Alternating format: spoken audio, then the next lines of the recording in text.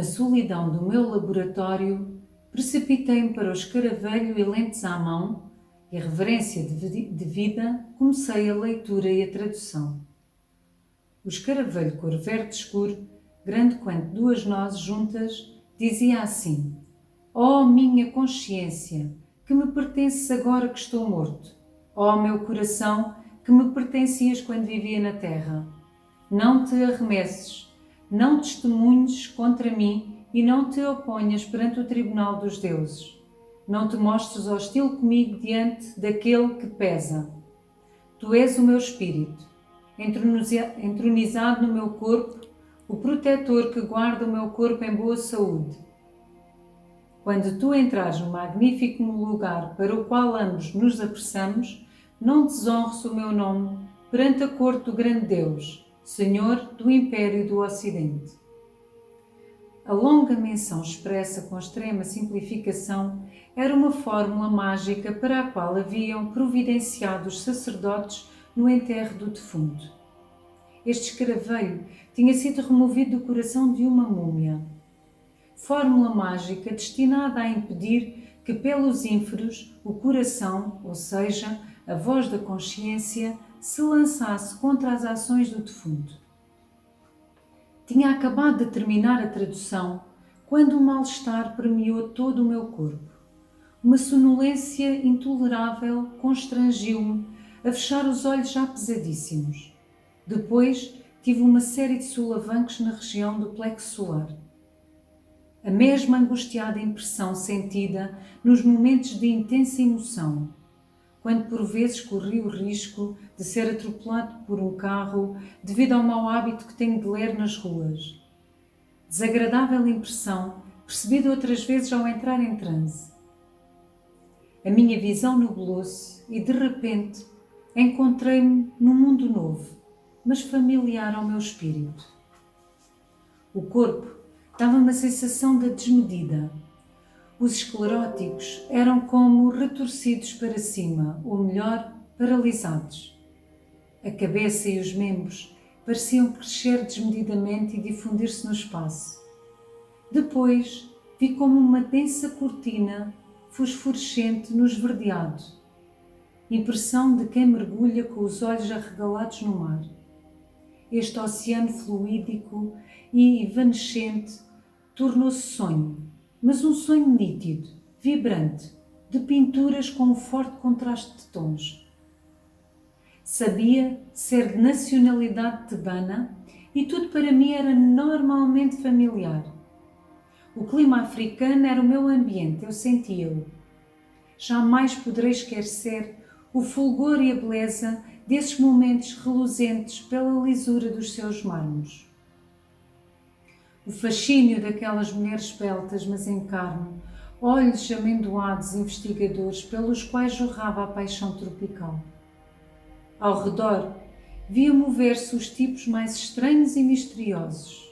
Riachos de escravos arrastavam enormes blocos cubitais de granito rosa e os erguiam com guinchos de madeira bem acima dos outros. O sol chicoteava os rostos bronzeados e raivosos dos operários responsáveis pela construção, que mostravam nas costas e nas bochechas retorcidas pelo ódio os hematomas do chicote daqueles patrões implacáveis e cruéis. Creio que passassem muitos anos desde a minha adolescência e maturidade. Vi-os passar num ritmo premente. A configuração da minha pátria, tão radiante, era favorável ao desenvolvimento de uma civilização pacífica e laboriosa. Desertos, mares, as cataratas do Nilo, conferiam ao meu país um caráter estrategicamente hostil às invasões bárbaras. No entanto, a infâmia dos homens, ávidos pela riqueza dos outros, destruidores inexoráveis da felicidade de um povo fecundo, infringiu as barreiras naturais para manchar de sangue impuro as escaldantes areias dos meus desertos. Esta terra, muitas vezes vítima de uma longa série de guerras, muitas de conquista, outras defensivas, foi mesmo perturbada sem nenhuma piedade por muitíssimas guerras civis e turbulências internas. Nos meus tempos, a civilização refulgia no apogeu da sua glória. Os alunos e portadores de espadas dos santuários, os faraós da 20ª dinastia, apoiavam com audacioso heroísmo a sangrenta luta contra a Babilônia. Líbios, Budonis e Numídios caíam perseguidos e relampejantes até o coração da África pela ferocidade dos arqueiros egípcios. Simultaneamente, uma magnífica frota de 400 velas perseguia a um ritmo crescente a liga dos cismáticos até às bocas do Indo e além. O Líbano e uma linha de fortes entre Magedo e Carquemis foram alcançadas por vias estratégicas que o Ramsés havia construído para melhor resistir ao impetuoso impacto da Assíria. Mas toda essa luta febril de sangue não perturbava a minha vida de escultor e ocultista bizarro e inquieto. Muitas vezes devia abandonar os meus alunos e a companheira para atravessar o deserto de Radassien até Elefantina, escoltado por balançantes e intermináveis caravanas, para prosseguir os trabalhos de arquitetura que prosseguiam em ritmo premente, apesar do estrondo das armas e o gemer dos moribundos nos campos de batalha.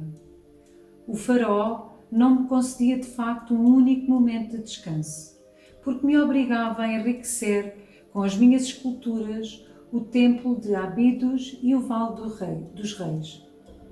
Provavelmente foi aquela a época mais fecunda para a arte escultural que o meu país recorda. Elevaram-se imponentes construções em Speos e Bubastis, em Luxor e Tebas, em Mênfis e Istambul. Em Mênfis erguia-se o Ramseu entre uma majestosa selva de obeliscos, monólitos e estátuas imponentes que deviam desafiar os chicotes furacões do tempo e principalmente dos homens. Estava cansado desta minha vida febril de artista agarrado aos prazeres da carne, mas com os braços esticados em direção aos raios purificadores de Amon-Ra. Estava cansado, sim, da minha existência demasiado carnal, demasiado emprenhada pelos laços da matéria ilusória. Algo arrastou-me para períodos em direção a uma crise de consciência e de pensamento que me fazia desejar os mistérios dos templos, os redemoinhos de incenso e a resina dos hipóstilos tebanos. O meu único caminho intuí que fosse a vida sacerdotal. Nada mais condizia com o meu espírito sedento de paz e conhecimento iniciático. Mas a mulher me segurava e me submergia entre as águas do prazer e do esquecimento. Duas forças interiores feriam-me continuamente num furioso tumulto, ora com a vitória de uma, depois com a aproximação da outra.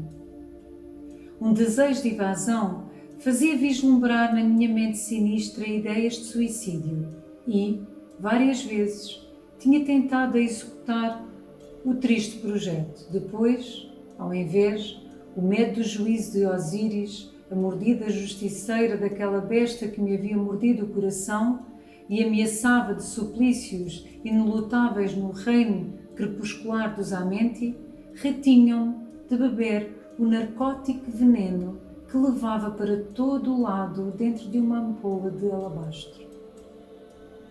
E as batalhas defensivas contra os invasores continuavam na minha terra martirizada, a par e passo com as batalhas do meu espírito.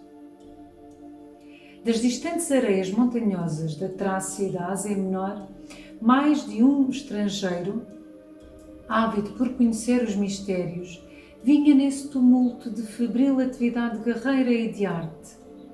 Tinha percorrido traiçoeiros passos e atravessado rochas insidiosas, atraído pela reputação dos templos e dos seus sacerdotes. Chegado a Mênfis e a Tebas, permanecia como sonhador e imóvel diante da grandeza e do esplendor impressionante que os espetáculos, os monumentos e as festas públicas mostravam. Eu também, mais de uma vez, fiquei com os olhos aturdidos e devia ter no rosto uma expressão de devota maravilha ao ver o faraó sair do templo. Após a cerimónia solene de real consagração que ocorria em segredo no coração do santuário, aquele faraó, que na presença da multidão subia, suportado por 12 oficiais que levavam o flagelo no seu pavês. Estes eram precedidos por 12 jovens levitas, que sobre almofadas bordadas a ouro levavam as insígnias reais. Primeiro, entre todos, o cetro dos árbitros com cabeça de carneiro, espada, arco e bastão férreo. Mas por tudo isso eu não me interessava. O meu espírito, tumultuado e em perene crise, procurava por algo de não bem definido, que só mais tarde me foi permitido vislumbrar. Até agora eu tinha chegado ao 32º ano de idade e algo amadurecia em mim mesmo, continuando a ser subjugado pela potência majestosa da arquitetura e da estatuária. Adorava a massa imponente e a solidez da construção, a repousante simetria das partes, o ritmo das linhas, a sábia distribuição das luzes que dava uma marca destacada de naturalismo às estátuas.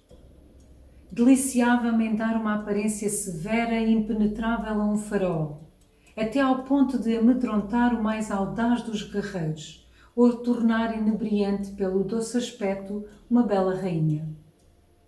Assim, a minha existência como escultor fluía como as águas do Nilo, carregava de esmeraldas e chamas devoradoras entre uma obra e outra, entre um amor saturado de sensualidade e um sonho.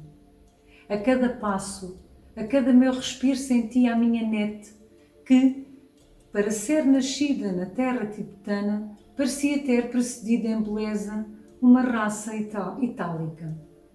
Os seus cabelos lanosos e de ouro, os seus olhos de esmeralda pareciam dormir, tanto que apareciam velados nas suas cores. O seu nu insuperável por beleza realizava em síntese os cânones da arte mais perfeita.